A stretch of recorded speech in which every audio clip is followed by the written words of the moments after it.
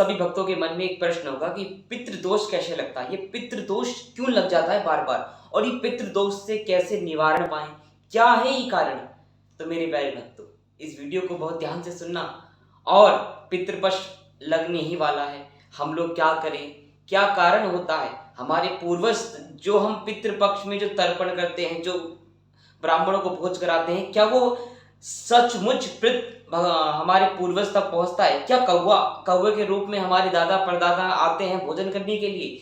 क्या है इसमें सत्य और क्या है रहस्य, ये जानने के लिए इस वीडियो में बने रहिएगा और ध्यान पूर्वक और धैर्यवान से सुनिएगा। मेरे सभी भक्तों को राधे राधे, हरे कृष्णा कृष्ण कृष्ण हरे हरे, हरे राम राम राम हरे हरे। अपने पूर्वज के लिए जितना आप लोग नाम जप कर सके। देखिए, एक सूत्र मैं आपको बताऊंगा, अभी तो पितृपक्ष की पूरी बात मैं आपको बताऊंगा, लेकिन उससे पहले एक मूल मंत्र मैं आपको दूं। भगवान का नाम, आप जितना भगवान का नाम जपो उतना अपने पितरों को दीजिए। अपने पितरों को भी नाम से तारा जा सकता है। अगर एक घर में भजनानंदी हो जाता है ना, भगवान का भक्त, नारायण का भक्त अगर उत्पन्न हो जाता है, तो वो भक्त अपनी आने वाली 21 पीढ़ी तक को तार देता है, और पीछे बीती हुई 21 पीढ़ी को तारने का सामर्थ्य भक्त रखता है। तो आप लोग भजन करें, इस पितृपक्ष में नहीं, पूरे सालों भजन कीजिए और अपना जीवन सुखमय बनाइए। चलिए, पितृपक्ष लगने का कारण और पितृदोष लगने का कारण क्या है। पहला कारण होता है मेरे बच्चों कि अपने पूर्वजों का उपहास करना, उपेक्षा करना, अपने पितृपक्ष से उपेक्षा करना किसी भी प्रकार की। अब हम तो मॉडर्न, हम तो 21 लोग इन सब घोंसले में नहीं मानते। ये सब पंडित पंडाओं के ढोंगी हैं, हमारे है ये। इसीलिए तो आज तो हम लोग मॉडर्न जमाने के हो गए, हम लोग पश्चिमी सभ्यता अपनाते हैं। हम लोग भारत देश की सभ्यता नहीं है। ये तो मूर्खता है कि क्या कौवे को भोजन कराना, ये कराना, वो कराना।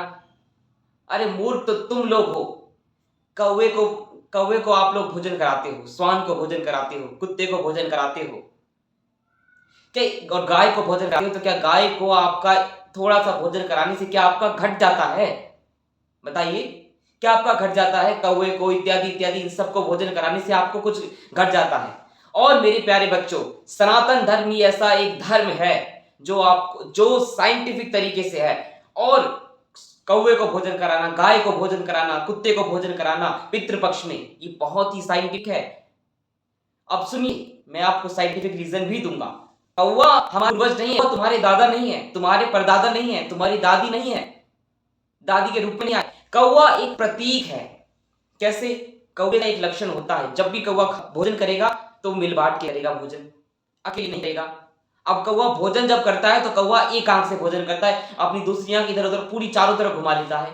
कौवे का ये दूसरा लक्षण होता है। अब कौवा मिल बांट के खाता है, चारों तरफ देख सकता है। अब तीसरी बात कौवे की, कौवा यम का प्रतीक होता है। यम का प्रतीक होता है कौवा। जिनके पास आना जाना लगा रहेगा उन्हीं के पास न जाएंगे। अब आपके पूर्वज यमराज के पास होंगे तो कौवा जाएगा और बोलेगा कि इनको छोड़ दीजिए, इनको थोड़ी राहत दीजिए, इनके बच्चों ने तर्पण कुछ भोजन पानी दिया था, तो आप लोग इनको भी थोड़ा भोजन पानी दीजिए। अब गाय माता, अब कुत्ते को आप लोग भोजन कराते हो, एक रोटी कुत्ते को डालते हो, गौ माता को भोजन चारा इत्यादि डालते हो। कि इसको डालने से आप लोग तो मॉडर्न जमाने के हो, आप लोग तो नहीं मानोगे, लेकिन मैं साइंटिफिक तरीका बता रहा हूं ना आपको। आज आप लोग को एग्जाम्पल देके बताता हूं मेरे बच्चों।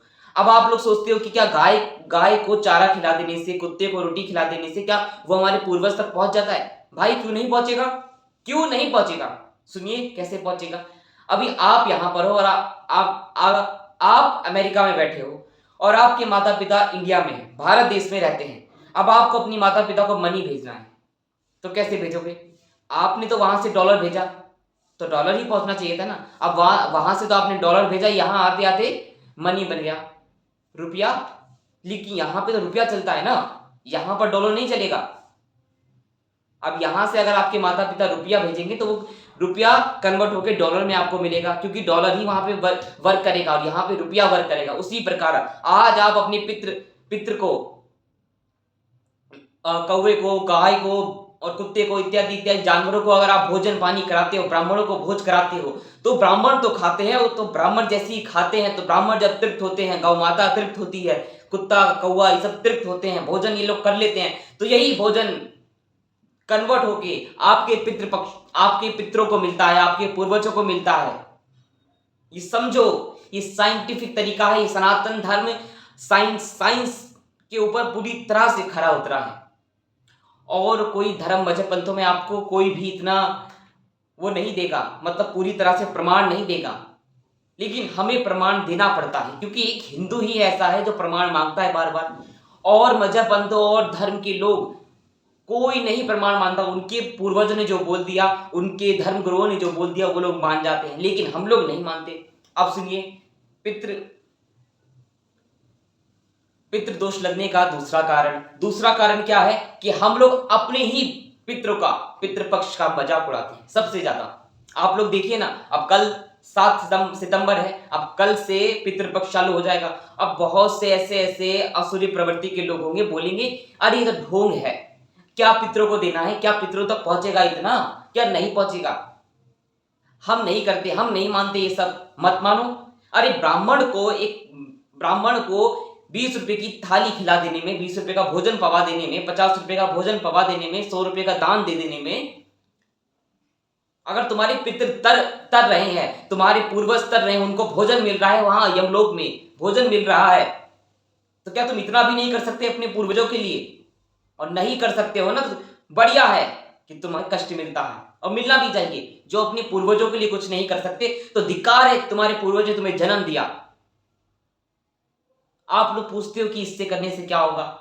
एक श्रेष्ठ ब्राह्मण को बुलाओ, और जब श्रेष्ठ ब्राह्मण जब आते हैं, यहां पर मैं एक बात आपको बोलना चाहता हूं, जैसे आप श्रेष्ठ ब्राह्मण को बुलाते हो, तो ब्राह्मण जब आते हैं, जब कहते हमारे गुरुदेव कहते हैं कि ब्राह्मण जब आते हैं, तो ब्राह्मण ऐसे वैदिक ब्राह्मण होनी चाहिए, और वो वैदिक ब्राह्मण होनी चाहिए जो दिन में गायत्री का उपासक हो। जो ब्राह्मण गायत्री का उपासक हो, वही ब्राह्मण पितृपक्ष में और देवी का खाना इत्यादि इत्यादि खाना पचा सकता है।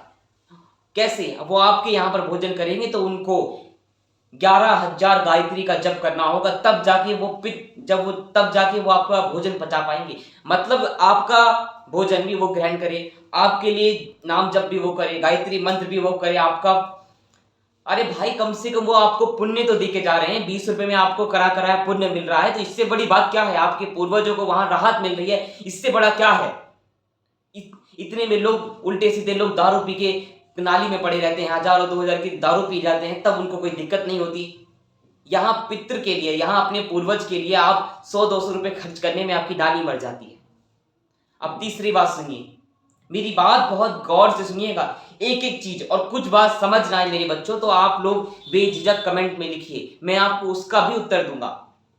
लेकिन कोई भी प्रश्न अपने मन में मत रखिए, क्योंकि कुछ ऐसे प्रश्न होते हैं जो आपको सही रूप से नहीं मिलते, तो वो कहीं और से मिल जाते हैं, तो आपको अगर वो गलत उत्तर उन्होंने दिया तो आपके मन में गलत धारणा बैठ जाती है। और ऐसी ही है, हमारे ही देवी देवताओं का मजाक हमारे हिंदू भाई, हमारे हिंदू समाज में सबसे ज्यादा उड़ाया जाता है। जैसे कि अभी आप लोग देखिए, पितृपक्ष का तो मजाक उड़ाते हैं, और कोई भी त्योहार आ जाए, अब जैसे जन्माष्टमी गई थी, तो भगवान श्री कृष्ण को बोलते हैं कि तो डॉन थे, सब कुछ अपनी डायरेक्शन में रखते थे, ये तो रासलीला करते थे। एक सज्जन हमें मिले, और बार बार सबसे ज्यादा बात क्या प्रचलित है कि तुम करो तो रासलीला, हम करो तो कैरेक्टर लीला। भगवान तो रासलीला करते थे, और हम करें तो कैरेक्टर लीला, हमें जूते पड़ते हैं। अरे तुम्हें जूते नहीं, तुम्हें सैंडल की मार पड़नी चाहिए। क्यों?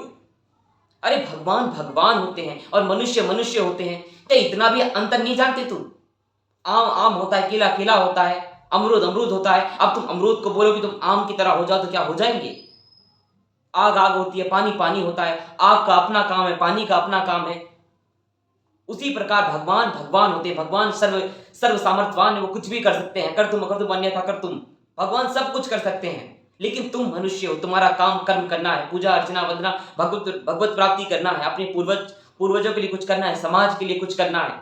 तुम और इन सब चीजों में पड़े हो, और हिंदू हैं। और आप लोग ये मत सोचिए कि कोई भी मुसलमान कम्युनिटी के, ईसाई कम्युनिटी के इत्यादि इत्यादि, ये सब अलग अलग मजहब पंथों के लोग हमारे धर्म को गाली देते हैं। कोई नहीं देता, केवल आप लोग देते हो।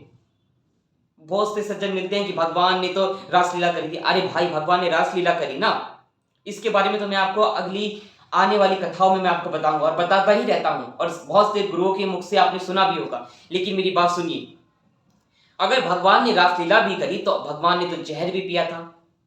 भगवान ने तो जन्म लेते ही पूतना माँ का जहर भी पिया था। पूतना आई थी जहर अपने स्तनों में जहर भर के, वो जहर पिया था। तुम सल्फास की गोली ही खा के दिखाओ, पॉइजन खा के दिखाओ। है भाई, भगवान ने तो कालिया नाग पर नृत्य किया था। तुम कोई भी एक जहरीले सांप को या एनाकोंडा को अपने हाथ में उठा के दिखाओ। भगवान ने अपनी एक उंगली से 7 साल की उम्र में एक उंगली से, काम की काणी उंगली से पूरा पहाड़ गोवर्धन पर्वत उठा लिया था। तुम अपने घर को ही उठा के दिखा दो तो हम मान जाएंगे। बोलो, जब करने के लिए बोलो तब तुम्हारी नानी मर जाती है, तब तुम्हें कुछ याद नहीं आता। और भगवान के ऊपर सवाल उठाने से पहले तुम लोग खुद सोचो कि किसके ऊपर सवाल उठा रहे हो। अपने ही सनातन धर्म पर। अगर मैं प्रमाण देने पे आऊं तो सनातन धर्म हर एक चीज, आपके हर एक प्रश्न, आपके हर एक प्रश्न पर खरा उतरने का सामर्थ्य अगर किसी में है तो सनातन धर्म में है। एक एक चीज, साइंस को आप मानते हो ना, साइंस का जन्म कैसे हुआ? साइंस का जन्म भी वेदों से हुआ है। वेद ना होते तो साइंस ना होता। और एक सबसे आखिरी और महत्वपूर्ण बात, क्या आप लोग ही हो कि अपने पूर्वजों का सबसे ज्यादा उपहास उड़ाते हो, कुछ करते नहीं हो। बोलते हो कि क्या होगा करने से, क्या होगा करने से, फिर पूर्वजों के लिए क्या हम नहीं करेंगे, ये भी ढोंग है। अरे अपने पूर्वजों के लिए आप लोग नहीं करोगे तो कौन करेगा? अमेरिका वाले करेंगे, मुसलमान भाई करेंगे, दूसरे दूसरे मजहब पंथों के लोग करेंगे। और आपने एक चीज और देखा होगा कि हमेशा आप लोगों ने ये सुना होगा कि हवस के पुजारी, मतलब सनातन धर्म का इतना उपहास आप लोग उड़ाते हो ना, सिर्फ हिंदू ही उड़ाता है और कोई नहीं। कभी आपने सुना नहीं होगा हवस के मौलवी, हवस के फादर इत्यादि, क्या ये नहीं होते? मैं इन लोगों के खिलाफ नहीं हूं, लेकिन ये षड्यंत्र देखिए मेरे भाइयों मेरी बहनों, ये षड्यंत्र है आप लोग के मन में कचरा भरने का, कि आप लोग कभी सनातन धर्म को जान ही ना पाओ। मैं किसी भी मजहब पंथों के नहीं हूं, सब अपने अपने धर्म की पूजा करें, अपने अपने देवी देवताओं की पूजा करें, लेकिन मेरी बात मेरे सनातन भाइयों से है, सनातन बहनों से है। वो लोग अपने धर्म को जाने, अपनी संस्कृति को जाने। यह हमारी परंपरा है और हमारी परंपरा, हमारी संस्कृति बची रहेगी तब सनातन धर्म बचेगा। और मेरे बच्चों, हम लोग जब हमारे पूर्वज ने इतना कुछ दिया है तो थोड़ा सा उनके लिए हम लोग जब तब ब्राह्मणों को भोज इत्यादि करा देंगे तो हमारा इतना क्या, कौन सा पहाड़ टूट जाएगा? हम लोग नहीं करेंगे तो कौन करेगा?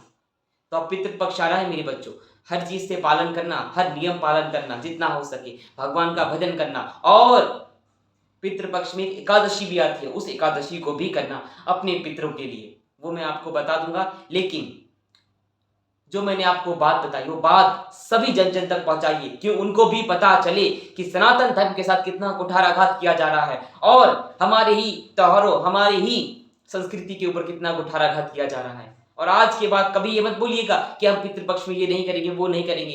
क्यों नहीं करेंगे? बोलिए क्यों नहीं करेंगे, जरूर करेंगे। ऐसा आपका जवाब होना चाहिए। मेरे प्यारे बच्चों, आप सभी भक्तों पर, आप सभी भक्तों के परिवार जन पर प्रभु की कृपा, नारायण भगवान की कृपा हमेशा बरसती रहे। आपके पितृ, आपके पूर्वज सुखी रहे, समृद्ध रहे, खूब वहां आनंद से रहे। और आप लोग भी सत्य यूनिटी संघ को सपोर्ट करके उसको सब्सक्राइब कर लीजिए। और राधे राधे।